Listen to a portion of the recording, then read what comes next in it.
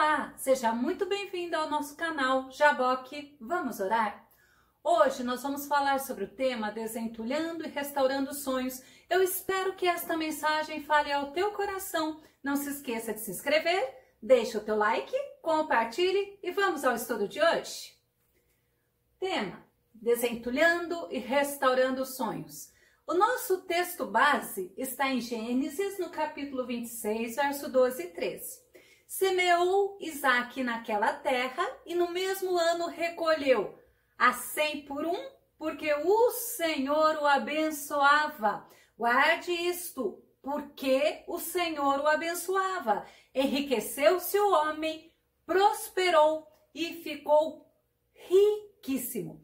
Desentulhar é justamente remover o lixo, é justamente tirar o entulho, e você pode estar fazendo uma autoanálise e ver se você não está precisando tirar esse lixo, tirar os entulhos, as pedras, o que está te impedindo de sonhar e o que está te impedindo de realizar teus sonhos. No livro de 2 Reis, no capítulo 3, foi muito interessante quando eu li neste dia, que lá eu pude perceber uma guerra que houve entre dois reis.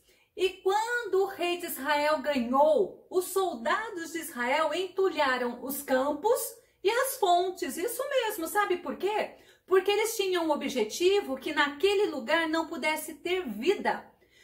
Por que eu quis fazer esse comentário com você? Porque muitas vezes pessoas podem estar jogando entulho em cima de você e você não está percebendo. Falas malignas para estar te roubando a esperança.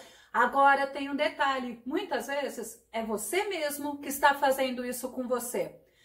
Vamos pensar um pouquinho no nosso contexto desse texto básico, que fala assim: Deus faz promessa a Abraão. Gênesis, no capítulo 12, o verso 1 diz assim: Então o Senhor veio a Abraão e lhe ordenou: sai da tua terra, da tua parentela e da casa de teu pai e dirige-te à terra que te indicarei. Foi assim que Deus chamou Abraão. Mas depois a gente vai caminhar um pouquinho, nós vamos lá para Gênesis 17, verso 19, que diz assim: ao que Deus lhe contestou, o que eu disse foi que Sara, tua esposa, lhe dará um filho. Aí você pode falar assim: mas o que tem a ver? A idade deles era muito avançada. Voltando ao versículo: e tu lhe darás o nome de Isaque, e manterei, Deus disse a Abraão, a minha aliança com ele e com todos os seus descendentes para sempre. Olha que promessa linda que Deus fez a Abraão. Essa promessa se cumpriu. Vamos ver Gênesis 26, de 1 a 3. Abraão teve Isaque e o tempo foi passando. Houve naquela terra, naquela região, como nós estamos lendo em Gênesis 26, de 1 a 3, uma época de grande escassez de alimento. Naquela época, Isaque já era casado, tá? Como ocorrera no passado, no tempo de Abraão. Por esse motivo, Isaque foi até a cidade de Gerar, onde Abimeleque era o rei dos filisteus. Guarde isso também. Havia o rei dos filisteus que se chamava Abimeleque. O Senhor apareceu a Isaque e o orientou. Lembra que nós temos visto vários estudos bíblicos e fala sobre o conselho do Senhor? Então o Senhor aparece a Isaque e o orienta. E olha como que Deus orienta Isaque: não desça ao Egito, fica na terra que eu te indicar. Habita nesta terra e eu estarei contigo e te abençoarei, porque a ti e a tua raça que darei todas estas terras e manterei o juramento que fiz a teu pai Abraão. Olha que lindo, Deus fez uma promessa a Abraão, agora Deus está fazendo a promessa a Isaque. Vamos ver Gênesis 26 e 24, que nos diz o seguinte: naquela noite o Senhor lhe apareceu e prometeu, novamente Deus falando com Isaque: eu sou o Deus de teu pai Abraão, nada temas, pois estou contigo. Eu te abençoarei, multiplicarei tua posteridade em consideração a meu servo Abraão. É tão lindo quando você vive para você agradar a Deus, e quantas promessas Deus faz a você, e quantas vezes Deus fala para você, por amor a ti, eu vou fazer tal e tal coisa, e o Deus que fez a promessa, não se esqueça, ele é fiel. Então, se Abraão era pai de Isaac, e Deus tinha feito a promessa, e Abraão tinha aquelas terras, você concorda comigo que Isaac era herdeiro de Abraão? Então tá bom. Mas acontece algo diferente que a Bíblia vem nos mostrar. Isaac, ele tinha o direito daquelas terras, ele tinha o direito nas fontes que foi cavadas por Abraão, mas acontecia algo que é o que vai fazer toda a diferença na nossa vida. Vamos ver Gênesis 26 e 14, que diz assim: ele tinha muitos rebanhos de bois e ovelhas e numerosos servos. Por causa disso, os filisteus começaram a sentir grande inveja dele. Ah, que coisa ruim! Que coisa feia, que coisa triste, mas por causa da inveja que os filisteus tinham de Isaac, eles começaram a boicotar Isaac. Olha o que eles fizeram. Vamos ver Gênesis 26 e 18? Ele tornou a abrir o poço que haviam sido cavados no tempo de Abraão e que os filisteus haviam tapado. Por quê? Por inveja. Gente, quantas pessoas que nos rodeiam e nós não percebemos que elas estão com inveja? Quantas vezes que nós, se não nos podarmos, se não olharmos, nós acabamos tendo também inveja de alguém. Inveja é um sentimento da carne, não é bom. Não é bom nós alimentarmos. Aí o que aconteceu? Olha que interessante. Isaac olhou, os poços estavam tapados, mas ele não ficou parado. Ah, taparam o meu poço. Não, ao contrário, sabe o que Isaac fez? Algo que precisamos fazer. Isaac teve atitude. Ele não ficou se lamentando. Ele desentulhou, ele restaurou. E a Bíblia fala que ele ainda cavou mais poços. Tem 3 poços na Bíblia que fala que Isaac cavou. O primeiro se chama Ezeque. Isaac cava aquele poço. Aí vieram os filisteus, contenderam com ele e ficaram com o poço que Isaac tinha cavado. Esse Ezeque significa contenda. Às vezes você conta teu sonho para as pessoas ficam contendendo contigo. E aí você acaba até largando mão, abrindo mão dos teus sonhos por causa do outro. Mas Isaac não ficou parado. Ele foi e ele teve a nova atitude de cavar um outro poço, que se chamava Sitna. Sabe o que significa? Acusação, ódio. Aconteceu a mesma coisa. Vieram os filisteus, brigaram com Isaac, contenderam com Isaac e tomaram de Isaac aquele segundo poço. Isaac, novamente, ele fez um novo poço. Olha que exemplo de perseverança para mim e para você. Que exemplo de persistência. Sabe como se chamou o nome desse poço? Reobote, que significa um lugar espaçoso, alargamento. Nesse daí, não vieram os filisteus. E Deus mandou água gostosa para Isaac e todos que estavam com Isaac. Nós vimos então a história de Isaac.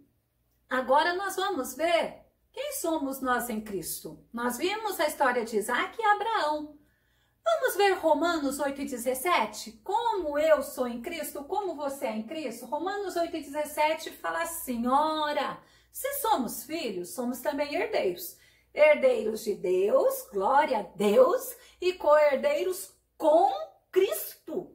Eita, você não é qualquer um, não. Herdeiro de Deus e co-herdeiro de Cristo, com Cristo. Se com ele sofremos, porque sofremos. Não é fácil servir o Senhor. Temos que renunciar aos nossos desejos. Mas se com ele sofremos, também com ele seremos glorificados. É um direito de todos os filhos de Deus herdar as bênçãos prometidas por ele. Assim como Isaac tinha o direito das fontes de águas cavadas pelo pai dele, Abraão, nós temos o direito da herança, a promessa que Deus nos deu.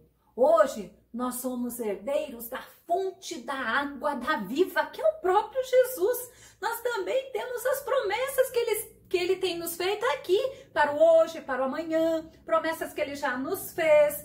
Só que alguns se esqueceram da promessa que ele fez e fizeram que nem os filisteus, taparam, jogaram pedra, entulharam, jogaram o lixo em cima das promessas que Deus fez.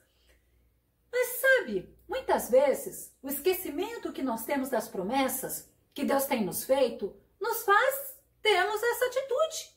E os sonhos que foram gerados na presença de Deus, nós deixamos para trás. Nós deixamos cheio de lixo, cheio de entulho. Será que você tem ignorado quem é teu inimigo? Nesse momento, nós vamos ver 3 inimigos nossos, meu e seu também. Vamos ver o primeiro? A Bíblia fala que o primeiro se chama mundo. O mundo não é o globo. O mundo é o sistema de valores sociais onde muitos vão contra a palavra de Deus.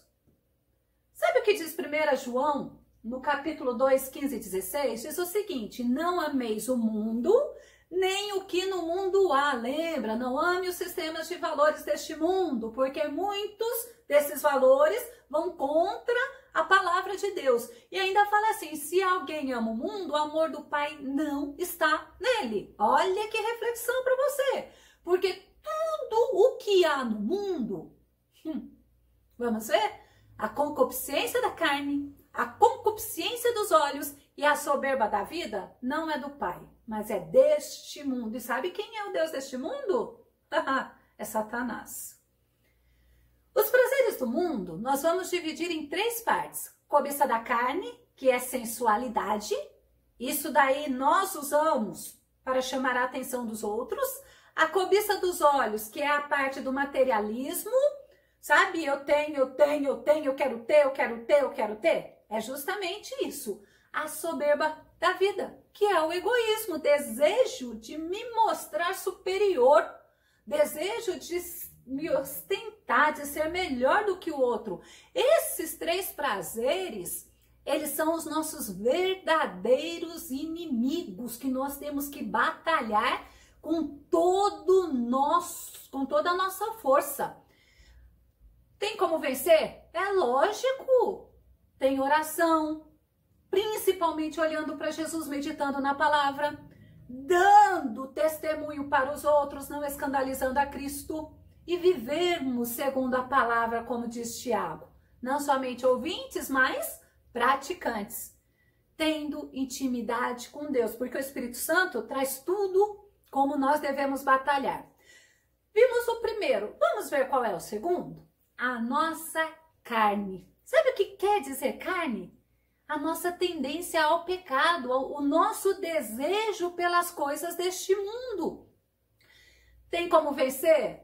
Lógico que tem. A Bíblia fala em Gálatas 5, 25. Se vivemos em espíritos, andemos também em espírito. Então, para eu vencer a minha carne, eu tenho que andar em espírito. Lembra o estudo que nós falamos que da briga de 2 cachorros, quem eu alimento mais é o que vai vencer? É a mesma coisa. Quem que você alimenta? É a carne ou é o espírito? Devemos permitir que o Espírito Santo de Deus governe a nossa maneira de viver. Mas tem o nosso terceiro inimigo. É cruel esse, é o diabo. A Bíblia fala de principados, potestades, hostes espirituais da maldade. Você pensa que eles brincam? Não brincam? Você pensa que eles dormem? Eles não dormem. Eles usam principalmente as distrações deste mundo para nos tirar o foco das coisas de Deus. Aí vem o desânimo, a decepção, a incredulidade, enfim, tudo para nos deixar longe das promessas que Deus fez para nós. Para vencer, como que eu faço? Oração, jejum, a palavra, olhando para Jesus, autor e consumador da nossa fé. Vamos ver o que diz Tiago 4:7. Diz assim: portanto, submetam-se a Deus, resistam ao diabo e o diabo fugirá de vocês. Ó, tá vendo? Ele é feroz, mas a Bíblia fala que o Deus que nós servimos é maior do que qualquer inimigo. Olhando para esses três inimigos, nós podemos analisar quem que está entulhando os nossos sonhos. Pode ser inveja do colega, pode ser as artimanhas de Satanás, que nós vamos ver uma por uma, mas também pode ser a gente mesmo. E é justamente isso, esse boicote de nós conosco mesmo, que nós vamos dar um foco nesse momento. Primeira coisa, o desânimo. Vamos ver Hebreus 12:3, que diz assim: pensem bem naquele que suportou tal oposição dos pecadores contra si mesmo, para que vocês não se cansem nem desanimem. Então tem que olhar para Jesus, para a gente ser fortalecido. Sabe o que acontece? Às vezes você ficou decepcionado, você ficou desanimado porque alguém foi contra você, porque alguém se opôs a você. Aí o versículo fala justamente isso: pensa em Jesus, porque Jesus suportou muitos opositores. Outro, a preguiça. Olha o que diz Provérbios 13:4. O preguiçoso deseja e nada consegue, mas os desejos do diligente são amplamente satisfeitos. Preguiçoso não conquista nada, só fica esperando. E aí o que acontece? Nada, porque ele não construiu nada. Outra coisa, outro obstáculo que pode estar impedindo ou entulhando o teu sonho, o egoísmo. Vamos ver Filipenses 2:3? Olha o que a Bíblia fala: nada façam por ambição egoísta ou por vaidade. Essa ambição egoísta é você querer ser mais do que o outro, mas sim, por humildade, considerem os outros superiores a vós mesmos. E eu confesso para vocês, é tão bom. Sabe por quê? Porque é o Senhor que te honra. Outro obstáculo ou outro entulho, pedra grande que as pessoas colocam em cima dos seus sonhos é falta de perdão. Eles ficam remoendo o erro deles, eles ficam remoendo o passado, eles não conseguem viver o presente. Vamos ver Colossenses 3:13, que fala assim: suportem-se uns aos outros e perdoem as queixas que tiverem uns contra os outros. Perdoem como o Senhor lhes perdoou. Não se esqueça, o seu adversário não está brincando de ser adversário. Quer ver outra coisa, outra pedrona, assim, outro entulho enorme que existe muito? Salmo 37, verso 8. A raiva, a ira. Olha o que o salmista fala: deixa a ira e abandona o furor. Tem mais entulho ainda? Tem mais lixo ainda que existe em cima dos sonhos de muitas pessoas? Sim! Olha o que diz Jó 10:1. Minha vida só me dá desgosto. Por isso darei razão à minha queixa e de alma amargurada me expressarei. Olha como a amargura faz a pessoa ficar num estado muito ruim.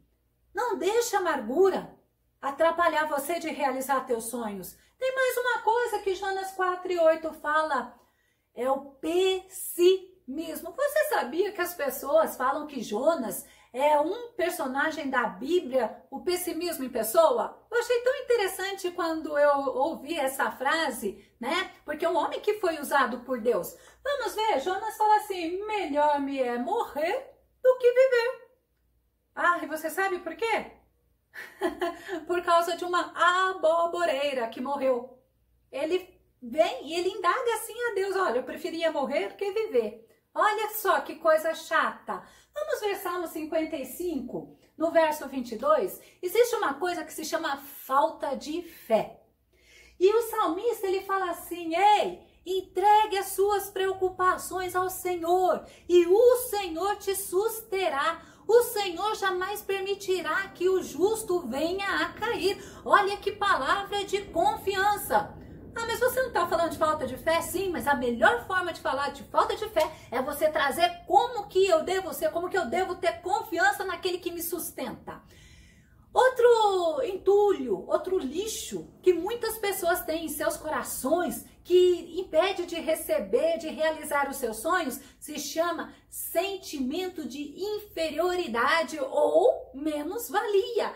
Ah, coitadinho de mim. Ah, o outro é melhor. Ah, eu não sou ninguém. Sabe aquela falsa modéstia? É justamente isso, mas isso só está encobrindo aquela pessoa tão que precisa que Jesus mude ela. Vamos ver 1 Coríntios 15, 10, que nos diz assim: mas pela graça de Deus, olha Paulo falando, eu sou o que sou. Ou seja, mas pela graça de Deus, sou o que sou. E sabe quem que nós somos em Cristo? Imagem e semelhança dele, filhos amados. Lembra do estudo passado? E a sua graça, diz Paulo, para comigo não é vã. Vamos ver mais um entulho, que é para você não deixar, que te impede de realizar os teus sonhos. Está em Hebreus 10 e 17. Olha que interessante, eu vou falar o versículo, vamos ver se você consegue entender do que eu estou falando. Dos seus pecados e das suas iniquidades eu não me lembro mais. Olha que lindo Deus falando para você. As pessoas ficam alimentando sentimento de culpa. Sentimento de culpa, ela te impede de progredir, de realizar os teus sonhos. Então, não se esqueça, não deixe essas coisas ruins, esses entulhos, esses lixos que vêm de Satanás, que é através da concupiscência da carne, da concupiscência dos olhos e do próprio Satanás lançando lixos dentro de você, impedindo você de realizar os teus sonhos. Nós temos que tirar esses lixos, nós temos que tirar esses entulhos, nós temos que restaurar os nossos sonhos, nós temos que cuidar dos nossos sonhos. Sabe para quê? Para que eles produzam bênçãos para nós e para quem nos rodeia. Geralmente os nossos sonhos, eles abençoam as pessoas que nos rodeiam. Aí você pode me perguntar, como? Como assim? Como que eu vou conseguir? Porque olha quem é meu adversário. Joia, vamos ver? Primeiro, você tem que ter certeza de quem é o teu inimigo e que você não está guerreando errado. Vamos ver Efésios no capítulo 6, verso 12 e 13, diz assim: portanto, nossa luta não é contra seres humanos, não é contra homens, e sim contra principados e potestades. Olha quem é realmente o teu inimigo. Contra os dominadores deste sistema mundial em trevas. Lembra que eu falei? O mundo jaz no maligno, está na Bíblia. Contra as forças espirituais do mal nas regiões celestiais.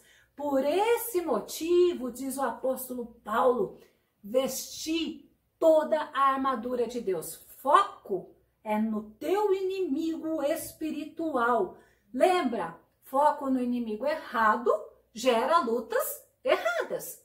Segundo, para você conseguir retirar, remover esses entulhos, se lembre que você é vencedor em Cristo. Vamos ver Colossenses 2:15, que diz assim: e despojando, olha que Deus tremendo que você serve, as autoridades e poderes malignos, mais uma vez, olha seu inimigo, fez deles um espetáculo público, triunfando sobre todos eles na cruz. Oh, aleluia! Jesus já triunfou sobre os teus inimigos espirituais e todos os teus inimigos espirituais estão sujeitos a Deus. Vamos ver 1 Pedro 3:22, que fala assim: o qual, havendo subido ao céu, quem que subiu ao céu? Jesus, reina à direita de Deus, e a ele estão sujeitos todos os anjos, autoridades e poderes. Dá para você entender que guerra que você está fazendo? Vamos ver 1 Coríntios 15:57. Eu amo esse versículo, sabe por quê? Porque ele traz para você assim, ó: mas graças a Deus que nos dá a vitória por meio de nosso Senhor Jesus Cristo. Então eu quero que você entenda que você tem que sempre se lembrar que em Cristo Jesus você é vencedor. Vamos ver mais uma forma de tirar os entulhos, tá? É não desanimar, enfrente os desafios, seja perseverante. Lembra de Isaac? Vamos ver 2 Coríntios 2,14, o que Paulo fala? Mas graças a Deus, olha só, que sempre nos conduz vitoriosamente em Cristo. Se você está em Cristo, você pode ter dificuldade, você pode ter luta, você pode ter até desânimo, mas Jesus quer te conduzir vitoriosamente. É interessante que nós vamos para o quarto item de como que eu consigo retirar esses entulhos, é se eu entregar ao Senhor Jesus os meus sonhos e eu confiar no Senhor Jesus. Vamos ver Salmo 37, verso 5, que diz assim: entrega o teu caminho ao Senhor, confia nele e o mais ele fará. Entrega teus sonhos ao Senhor, confia que Deus está no controle. Vamos ver Salmo 37:7, o salmista diz o seguinte, que é a quinta maneira de você tirar os entulhos. Aprenda a descansar no Senhor. Escreva, olha o que a palavra fala, descansa no Senhor e espera nele. Não te indignes por causa daquele que prospera em seu caminho, por causa do homem que executa astutos intentos. Tem muita gente que tem um sonho tão lindo, mas ao invés de ficar desentulhando o seu sonho e realizar o teu sonho, fica olhando para o sonho do ímpio, porque o ímpio está prosperando, e aí desanima, aí desiste, aí fica todo atribulado. Não faça isso. Vamos para mais uma maneira para você tirar o entulho dos teus sonhos. Se lembrar que tudo que você tem, que tudo que você está em Cristo Jesus. Sabe o que diz Filipenses 4:13? Para você ter certeza, tudo posso naquele que me fortalece. Glória a Deus. Pensa bem, vamos concluir. Isaac, ele desentulhou os poços, ele renovou as fontes das águas, ele abriu novas fontes, novos poços, e ele te deixa um exemplo de perseverança. Então, vamos pedir ao Senhor para nos ensinar a agirmos assim. Vamos desentulhar nossos sonhos, vamos desentulhar nossos projetos, vamos desentulhar nosso ministério. Quantas pessoas penduraram o seu ministério porque o outro veio fazer uma crítica ou porque é impossível? Não! Tire os entulhos do seu ministério, renova em Deus as tuas forças. Olha para a gente concluir Isaías 40, verso 31. Mas o que esperam no Senhor renovarão as suas forças. Olha que palavra tremenda. Subirão com asas como águia, correrão e não se cansarão, caminharão e não se fatigarão. Sabe por quê? Porque estamos esperando no Senhor. Tire os entulhos, tira tudo lixo que está te prejudicando, que não está deixando você realizar os teus sonhos em Cristo Jesus. Teus sonhos devem ser confiados ao Senhor, porque o Senhor é contigo, e que o Senhor Jesus, neste dia, Ele possa te abençoar, que o teu próximo sonho seja realizado, mas lembre-se, é para a glória do nome do Senhor. E até o nosso próximo vídeo no nosso canal Jaboque. Vamos orar? Jesus te abençoe.